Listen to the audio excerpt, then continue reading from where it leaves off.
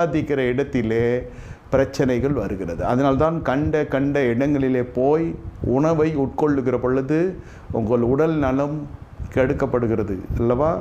அதே போல் தான் ஆவிக்குரிய ஆகாரமும் கண்ட பிரசங்கங்கள், கண்ட உபதேசங்கள், கண்ட காரியங்கள், கண்ட காரியங்கள் சொல்ல காரியத்துக்கு உதவாத காரியங்க, மார்க்கம் தப்பி அறிகிற நட்சத்திரங்களாய் அநேக கிறிஸ்துவ அறிவிக்கிறார்கள், ஆனால் அறிவிக்க வேண்டிய விதத்தில் அறிவிக்கவில்லை. சரி, எப்படியோ கர்த்தர் அறிவிக்கப்படுகிறார் என்பதில் சந்தோஷப்படுகிறேன். ஏன் நான் இதை சொல்லுகிறேன் என்றால், இப்படிப்பட்ட அந்த ஆபிரகாம் பலி செலுத்துகிறதும் தேவனுடைய பலிபீடத்திலே போகுனது தப்பில்லை. ஆனால் பலி செலுத்த தவறினது பொழுது காரில் இவர் மீது வந்து இறங்குகிறது. அப்பொழுது கர்த்தர் எழுந்தருளி சொல்லுகிறார், உன்னையும் ஒரு 4 சந்ததி நான் விட்டு வைப்பேன், அதன் பிறகு மீதி வருகிற எல்லா சந்ததியாரும் அடிமைப்பட்டு போவார்கள். வரலாறு சொல்லுகிறது, பதாமாராமில் ஒரு பஞ்சகாலம் வந்தது. அதனால் எகிப்துக்கு புறப்பட்டு போனார்கள்.